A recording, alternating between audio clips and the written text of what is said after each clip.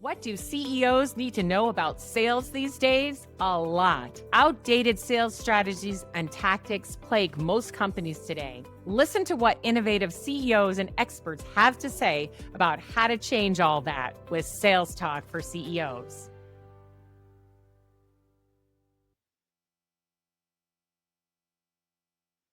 Welcome to Sales Talk for CEOs. Boy, have I got a topic for you today.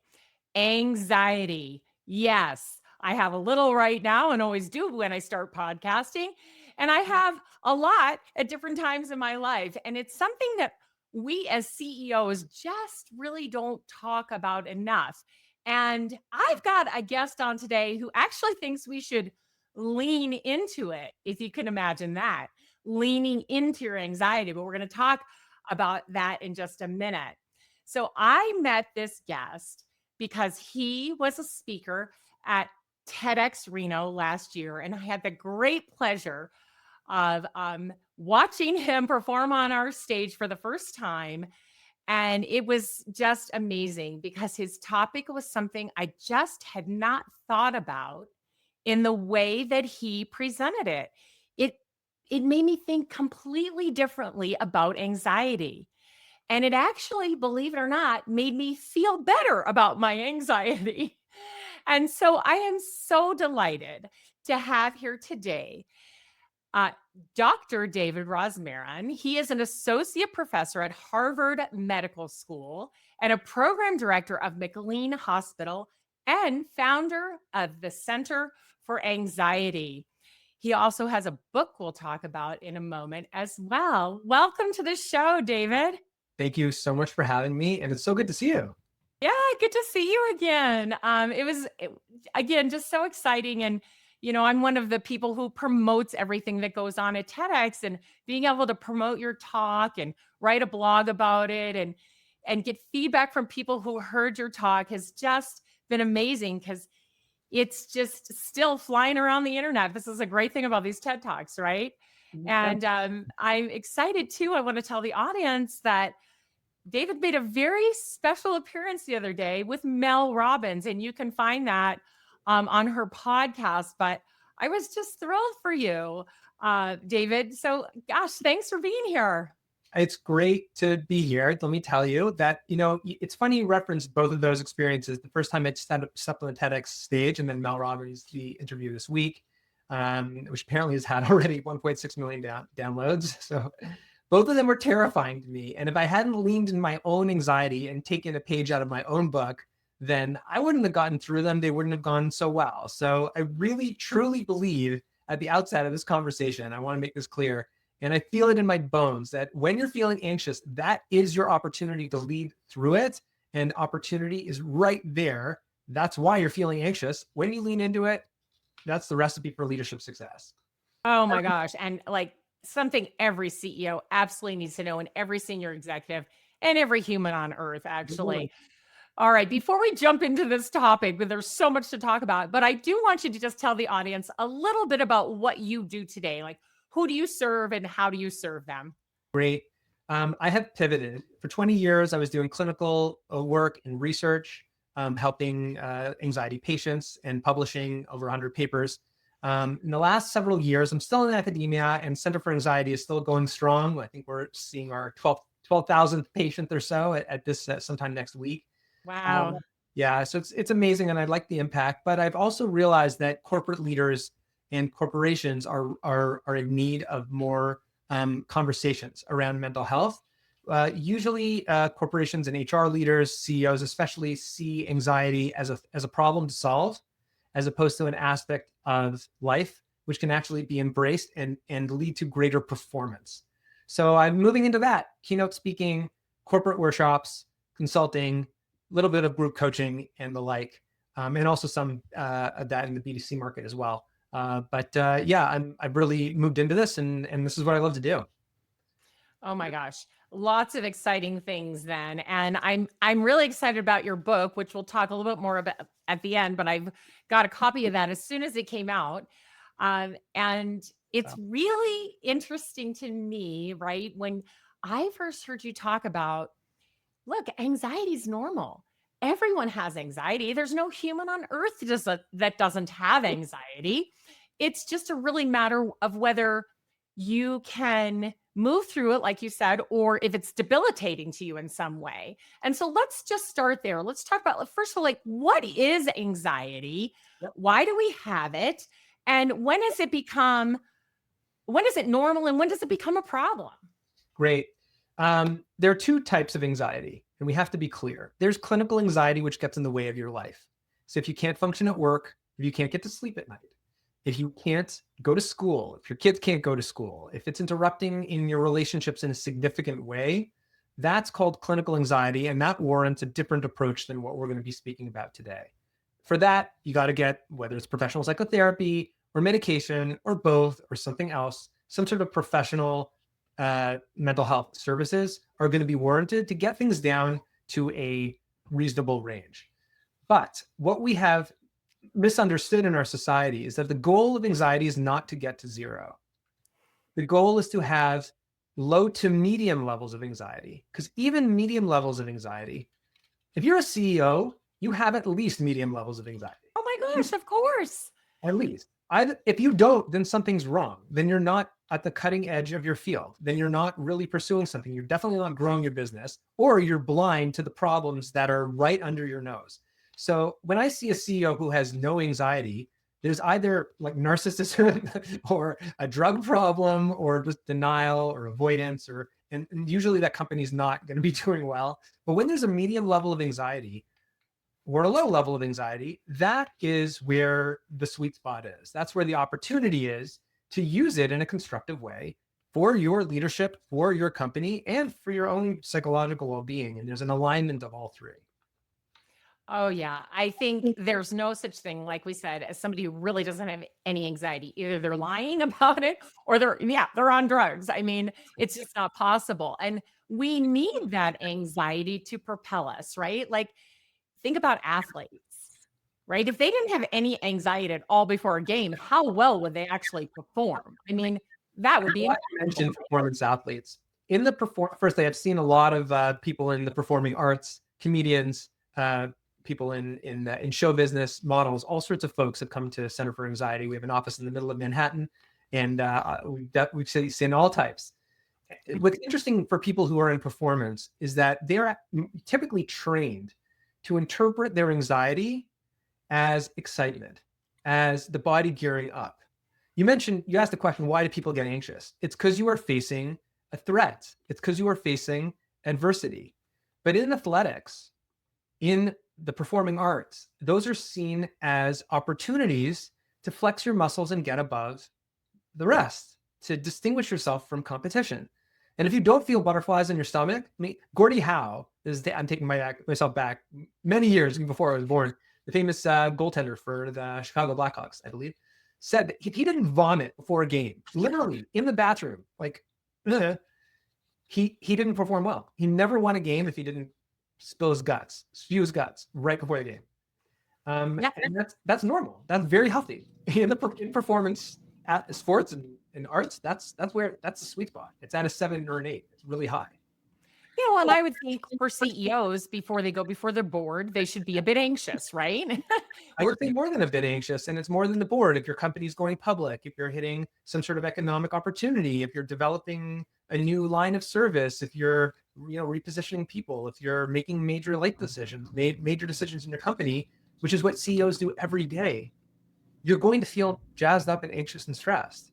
It's part of the job. It's what you signed up for. And that's what makes you good. That's what makes you an excellent CEO, is being able to take that anxiety, identify it, share it, connect with people about it, make good decisions, and move forward from a place of anxiety, not without it. Don't beat it, use it. Right. So let's talk about using it a little bit and understand what are some of the steps that you talk about that people can take. So like this morning, getting ready to be on my podcast, I was a little bit anxious because I didn't feel as prepared as I wanted to be because of some other things that happened in the day, right? And so when you start to feel it, let's talk about like, what should we do with it and how do we just notice it and how do we lean into it? You just did. You called it. You said, I didn't feel prepared because I didn't have time. I was low on time. Therefore, I feel anxious, and you shared it with me. So you did the first two steps to identify what you're afraid of and to share it with someone else. And right there, it takes out so much of the energy. Most people fall into a trap with anxiety where it starts to creep up and then they push forward to something else. They distract themselves with their phone, with their email, with their being productive about something, as opposed to actually taking a moment, saying, hey, I'm feeling uncomfortable about this. Just taking a mental inventory and then getting it out on paper, into a message, into verbal form, and then sharing it with someone else. So you just did the first two steps without even being prompted. And we did not have a conversation before about that. So congrats to you. So when I start feeling a little anxious, like I did this morning, or sometimes even I have Mhm. more anxiety about something, I try to start to calm myself down, right? Like I notice it. I notice that I'm anxious and I go, okay, let me calm myself down. Now I do that with breathing, but I'm wondering what else you recommend. So you must be a CEO. I am indeed. Okay. In the business world, people are trained again to see anxiety as an adversary, as something that's going to get in your way. Calming yourself down definitely has a place when it's going to interfere, which is the clinical anxiety. But I would bet that it doesn't always interfere, even though it feels like it is. So there are another two steps after identifying and sharing. The next one is embrace. Often CEOs are good at this, but they don't do it consciously. They just sort of like plow forward. When you're feeling anxious, like you're doing it now. The truth is, you're like, I'm doing this podcast no matter what. Like I was feeling uncomfortable and I shared it. And you know what? I'm going to do this. So That's right. even if you're breathing, it's not the main thing you're doing. What you're doing actually is building resilience by embracing your anxiety. Third step, embrace that you're moving forward through the anxiety in order to build your emotional capacity to withstand adversity. Okay, so repeat the 3 steps again because I want to make sure everybody's got them. 100%. First is identify. What are you anxious about? Take the time, make that mental inventory, and actually think about it. Second, share, talk about it with someone. It doesn't have to be a public facing thing. Not everybody has to know about your anxiety. Although for business leaders, there definitely are some advantages in showing a little bit of emotion with teams. And maybe we'll talk about that a little later about human-centered leadership, if we can lean into that discussion. But you have to get it out to someone just for your own mental well-being. And that helps you to lead. And the third is to embrace, to move forward, even when you're feeling anxious, like an athlete on the starting line, like a performer before getting on stage. Go out, do it. You got this. Allow the anxiety to fuel your process and to make you stronger with every step or every breath or every decision that you make. Yeah, I really like that. And I do want to talk about human performance and teams in corporations because Right? that's where I live every day, right? And I work with a lot of CEOs and their teams, and I see a lot of things. Some of those things are, good and some are not so good, right? Yep. But let's talk about this, kind of willingness to be a little bit vulnerable when we are feeling anxious and how we could make that normal in our company. So here I am. I've got my senior team around me. We're going to talk about some hard things. Maybe there's layoffs, or maybe we're going into a new market and things aren't Yep. going the way we thought they were, or, any of those kinds of things that we sit around and talk to our teams about that are more difficult. I'm feeling anxious. They're probably feeling anxious too. And I think sometimes that's something we forget as CEOs. Like we know we're anxious, but do we remember that the people around us may be feeling a little anxious too? So let's talk about that. 100%. This is where there's a fourth step, and this is where that comes in, which is called letting go. There are going to be certain situations as a CEO and as a human being that you face that are going to get your goat and you can't control them. There's really not much you can do.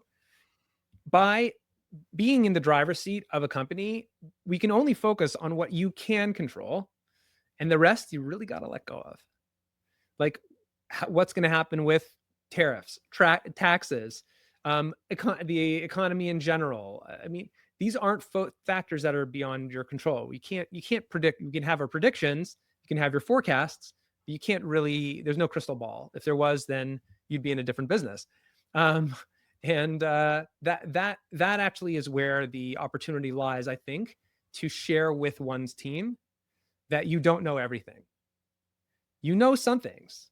You have a lot of knowledge. You have a lot of skills. You have a lot of strategy, and you have a lot of experience, and you have decision-making power.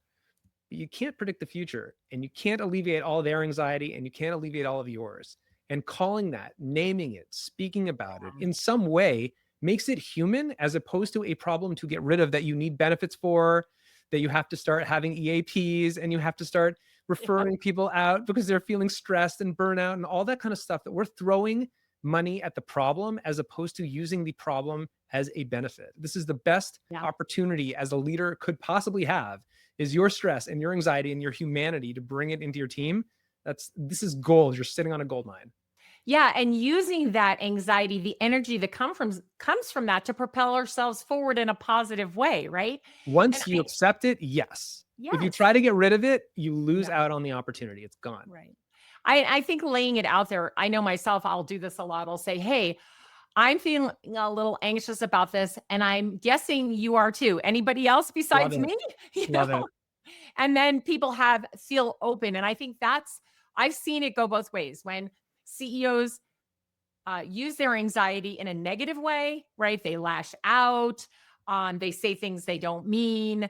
They demean others. They're anxious. You can tell they're anxious, but they're not using that in a positive way. They're using it in a negative way. So I love what you're saying. It's actually one of the chapters in my book. I think it's chapter 6 in Thriving with Anxiety, which I think we'll talk about a little later, which is often people convert their anxiety into anger. Yes. Everyone knows they're anxious, but it doesn't come across the bow as anxiety. It doesn't come across as uncertainty. It doesn't come across as humility. It comes across as anger, petulance, irritability, demanding, narcissism, controlling. And these are not qualities that people want in leaders. They don't feel more committed to companies. They feel less. They start getting their resumes polished and looking for other opportunities. And if they're being paid well, it's only a matter of time before they lose faith in the vision, as opposed to leaning into the human side, which is, I'm not certain what's going to happen now, as opposed to, right, what you were saying, which is, just beating down. Those really are the two paths that CEOs take: human and appropriately uncertain and anxious with strength, or anger. Yeah, and I think that is scary for everybody when we let our anxiety turn into anger. And I know, we've all done it, right? And I think at home sometimes we probably do that more than we should with our own families, right? I mean, a lot of us are the CEOs of our families too. And I think that's hard. And so I really feel like the very first thing, as you mentioned, is just notice it. I'm anxious. Now I have an opportunity to do something with that.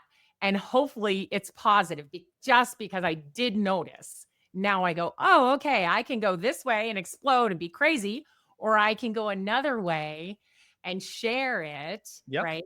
And embrace it. And then, hey, I can do some really good stuff with this energy that's coming from my anxiety. And letting go of what you can't. There's one more problem, though, that happens in the corporate world that's more likely than it happens in the family world. What is that? I'll tell you. And it was an experience I had recently. So I went to I went to my first HR conference a couple of weeks ago, Unleash America in Las Vegas. And I saw your post about that. That sounded like a great conference. It was so much fun. I really, really loved it. And I wore, I actually have a button that I wore, which said, ask me about workplace anxiety. I'm a clinical psychologist. Okay. I just wanted to see, like, would people come over to me? I'm telling you, I became like the town. I was like the town shrink. It was hilarious. Hilarious. I had like a lineup of people talking to me in the hallway and they opened up about crazy stuff. I didn't even know their names aside from what was on their badge. And people told me about not just anxiety, but their marriages, their substance abuse, their time in rehab. They talked to me about affairs. They talked to me about all sorts of stuff came to the fore. And I realized two things. Mental health is everywhere in the corporate world and no one's speaking about it. Mine was the Right. only talk on anxiety in the entire conference, the only talk of, I don't know, 150, 200 sessions. But the second thing I realized is this, and I knew this going in, but it really brought it home. Often in corporate environments, since people aren't trained to embrace their anxiety, they're trained to get rid of it. What ends up happening is a disconnection from other people Mm. and a feeling of emptiness. Oh, yeah. In order to fill that void, people get into incredible trouble. All of the vices I just mentioned, drugs, other partners, stealing, gambling. Oh my God, gambling came up. I can't even tell you how many times gambling, day trading, all sorts of stuff came up. And it's in order to fill the void of not speaking about your feelings and connecting with others in a human way. That's the Yeah. entire thing. And it was the theme of the conference for me, the theme. It's so true. And I hadn't even thought about it, but it is just like any void, right? You're going to fill it with something positive or something negative, Or negative. unfortunately, sometimes. And we are human and we have to recognize that. So it's really important for us to start, if we haven't already, to talk about this in our companies, right? Of course, at home, we should be helping our children and helping our loved ones, be able to talk about their emotions and let us know when they're feeling anxious. I mean, I was just thinking about it this morning. So we unfortunately had a death in the family this week and it was unexpected. And it's been a lot, right? It's just a lot. There's so much to do when someone dies. And of course, it's going to make you anxious, right? Sure. But it's, my son and his wife, and I'm feeling anxious that I am not doing enough or not helping, or I don't know what to do, right? And I hadn't really expressed it. And then this morning I walked up to my husband and I looked at him and he's like, okay, she's about to tell me something. And I said, Good. I'm feeling anxious because I don't know what to do. And I need some help. And here's a couple things I'm thinking that I might do. And then it was just like, oh, okay, all right. And now, we can start a conversation and I'm not just, like you said, being irritable and fussing around and he's wondering like, what's the matter with her, right? Right. But in business, it happens too, right? And so if we can just feel more comfortable and as CEOs, make an open workplace that allows for people to come forward and say, this is how I feel right now. I'm still working and I can work, but I need you to know that this is how I feel right now. And I think it's important for so many reasons, but I also want to say this was just a little bit of a different topic, but I feel the need to say it. Women in the workplace who Yes. are either pregnant Yes. or having just given birth Babies, or in yeah. perimenopause or menopause, we have Yeah. a lot of feelings that we don't know how to deal with because our hormones are creating that. They create anxiety, our hormones, they create sadness, they create sometimes euphoria, crazy feelings. But Right. Excitement. my whole life, I'm, in my 60s, as a woman in business, I've been told not to talk about that stuff, right? Yeah. And so I think like it's time. We all need to talk about it. But how, David? How? Yes. Well, first, I'm sorry for the loss in your family. And second, I want to comment on how you handled that with your husband this morning. That's exactly how. It's not a long, drawn out therapy session with people at work. Okay. Right. This does not have to be sitting on the couch and talking about your mom or your dad or how you were mistreated by, a certain teacher. Like we're not probing the depths of the soul. If you want that, you can call my office. We'll take care of you. No problem. But Right. that's not for a corporate environment. For a corporate environment is the executive summary, which is the VP of sales, Cheryl, is having a tough time with such and such and the family. We don't need to know details, but we do need to know that certain things are going to be managed in such and such a way, and we're going to be providing another communication in 30 days. And Cheryl signed off on that, and we are on board and aware and just communicating as it's relevant to the business. So you have identification of something and sharing in some regard, some sort of communication. And then you're embracing the opportunity and letting go of what you can't control, which is Right. Cheryl's situation. And it's really that simple. It's A, B, C, D, 1, 2, 3, 4. If we follow those 4 steps and implement them, then we actually turn this into an opportunity for someone else at the director position to be identified as a potential new BP, or for the sales team to rally around, or for somebody else on Cheryl's team to really show her that they care. And then she's going to feel more cared for, more likely to stay at the company, not going to allow this to take her out.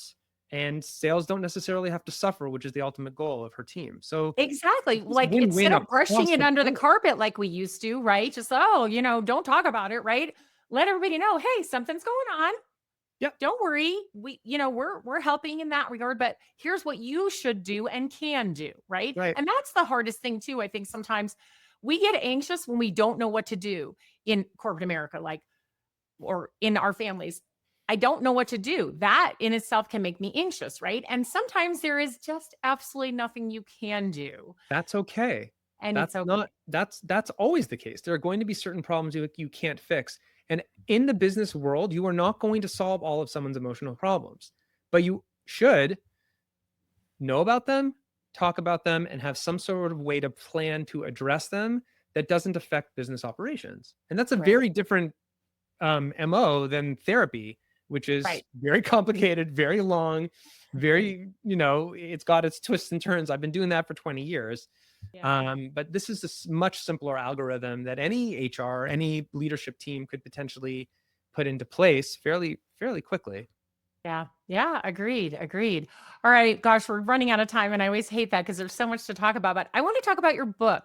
So first I want to know, because I think everybody who hasn't ever written a book yet and has thought about it wants to know, like, how did you get the idea for your book and what prompted you to write a book? Because it's a lot of work. Honestly, I got lucky. I was quoted in the New York Times in 2020 during the pandemic. There was a lot of demand for thought leadership comment on anxiety. And I made an offhand comment that at the time wasn't even registering fully. I said, all the anxiety that we're experiencing during the pandemic might actually be a good thing in terms of creating family connection and mobilization, and it might even help our economy. And the next thing I know, I get a call from an agent saying, are you saying anxiety is a good thing? That sounds crazy. You need to write a book about it. So of course I brushed her off. I'm like, leave me alone. I'm an academic. I'm doing clinical work. Like, what do I want to write for like a big 5 publisher for? But she kept at it. And 6 months later, I was under contract with HarperCollins. Oh my gosh. So you didn't mean to write a book. You accidentally No. wrote a book. No, I didn't at all. And I didn't realize that, outside the clinical world, there's such a misconception about anxiety that it's a problem across the board, and it's not. Non-clinical anxiety is normal, healthy, positive, an opportunity, and so many of the things that I've been really on the horn about for the last 5 years. So I'm glad the opportunity came. It's been a fun ride. Oh my gosh. Yeah. Well, the book is fantastic. And of course, Thanks. if you haven't listened to David's TED Talk, please listen to it because it gives you a real good start.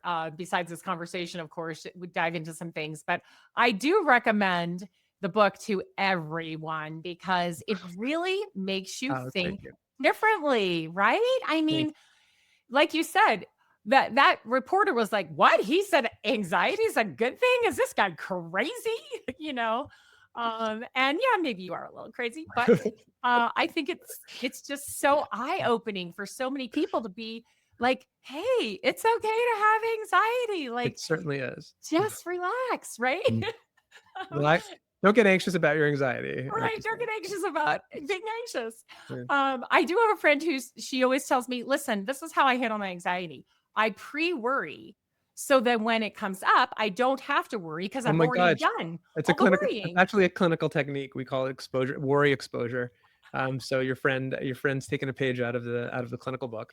Oh my gosh, I love it. All right. Well, we are nearing the end of our talk. I do want to ask you to give some advice to all the CEOs out there, just one Sure. thing they can do to get this started. So they might be like, ugh, I don't know. Our culture isn't really touchy-feely. I don't know how to do. Like, what's one thing they can just do to get started? If you're going to do one thing, I think it's some sort of a mental health keynote. I think it doesn't change the culture, but it puts a flag on the wall saying, hey, we want to move things in this direction. some sort of, whether it's at a retreat or whether it's an all hands meeting or whether it's kicking off your, annual summit or whatever it is, having a speaker, which could be myself, but I have plenty of referrals if I'm not a good fit, to just come in and talk about stress, anxiety, burnout, relationships, connection, anything on this topic. I think that's a good first step. I don't think it's enough. I think you also have to follow up with some sort of workshop, some sort of, tactical thing, at least for leadership, at least for HR, at least for key teams, and then potentially for a whole company. And then maybe some consultation depending on the size of the company, depending on budget, depending on what your goals are, depending on where you are in the hiring cycle, a variety of things. But yeah, one thing, I think everybody's got to have a mental health keynote on an annual basis. Yeah, I agree. That just says, look, we care. And so we're talking about this, right? Yeah. We care and we're talking about it. And I think if you, a lot of the companies I work with, David, are smaller, right? So if you have an HR person, maybe just gather a committee. Hey, who would like to, be on this committee about mental health, and get the HR person to help you? If you don't have an HR person and you have outsourced HR, they would still probably love to help you in some way. So, gather the people around you who also care about mental health and form a little committee and just get started thinking about all these things, right? A mental health ERG kind of thing. Yeah. Like a employee resource group. Yes, exactly. Yeah. I was just speaking to a company this week. They have two. One is a family ERG, and the other is a mental health ERG. And they sometimes do collaborative events, but often it's just people getting together. They have a book club. There are definitely low or no fee ways of doing this with current staff. People like to talk about this stuff, and it's a good way of engaging people. Well, and a book club is great. Like we talk about book clubs in sales all the time. I've always got the salespeople reading something and talking about it, right? Yes. Why not read a book on mental health? Perhaps Thriving with Anxiety, right? I mean, why not? I think it's a great idea. Okay, good. Well, wrapping up then here, I always like to ask my guests 3 questions. Sure. And especially guests who are not necessarily in sales, although of course, if you're in business for yourself, you're always in sales, right? It's one of your primary jobs. But besides your own book, which I highly recommend every CEO read, what's another book that you've read that's helped you as a business owner and a CEO? It's interesting. I'm actually developing this now with my agent, Scott Miller from Grain Miller Agency. We don't know of a book that is a leadership book focused on using anxiety or mental health as an asset for leadership. We just did a comprehensive search of all Big 5 publishers and others as well, and we didn't know of any. So if you know of something, please let me know. I think the conversation around mental health in the corporate world is really, again, focused on the negative and getting rid of it as opposed to using it in a positive way. So I am working on that. There's books on mindset, but that's different. You know what I mean? Yeah, it's not quite the same. Yeah. So hopefully in the coming year, I'll have a good recommendation for you. Okay, good. All right. So what's a podcast that you listen to because it helps you think differently? 10% Happier, Dan Harris. He was very much a performer, is still, but came from ABC. He famously had a panic attack on the air and then really pivoted from that world, being an ABC anchor to wellness. And he's got a great podcast, awesome guests. So I think it blends like science, mindfulness, emotional intelligence, and he's really grounded. And he's also just relatable because he's himself of the echelon that I think CEOs would relate to. Oh, I love that. Okay. And last question. What do CEOs need to know to win in this market? Yes. So we're in the age of AI and in the age of, constant disruption. Your edge is not going to come from being more productive. Your edge is going to come from being human, because that's who you are. You're a human being. And the more emotionally resilient you can be, which starts with awareness, moves to sharing and embracing, and then letting go of what you can't, that is your competitive advantage as a CEO. But it means channeling anxiety, not getting rid of it. The CEOs who I believe really thrive and whose families thrive are the ones who are human, who can really lead with that edge of embracing the distress, the stress, the difficulty, the anxiety that they experience, and turning that from a curse to a benefit that's really the upshot of everything. What a great note to leave this on. Thank you so much for being on the show today. Thanks for I having me. really appreciate it. And I want everyone to be able to find you. So if people want to get more information or talk to you, where can they find you? Yes, my website, dhrosmarin.com. This is actually a workshop that I'm going to be launching. It's B2C, it's not B2B, but nevertheless, people can learn more or join the waitlist for this. It goes through the 4 steps that we talked about in much more detail. You can text anxiety to the number 66866. And again, text anxiety to 66866 and join the waitlist, learn more, see if it's for you, see if it's for your team. And I'm very happy to connect with people all around this. And then, of course, there's my book. Yes. Which, oh, there you go. How did I know you were going to do that? Yeah, absolutely. Well, it's been a pleasure. I am so excited to continue watching you. You've been doing great things, more great things to come. I'll be recommending your book and workshop as I always do. And I will look forward to our next conversation. Always. Thanks so much, Alice. Really appreciate the time. If you enjoyed the show, please like and subscribe, and we'll see you next week.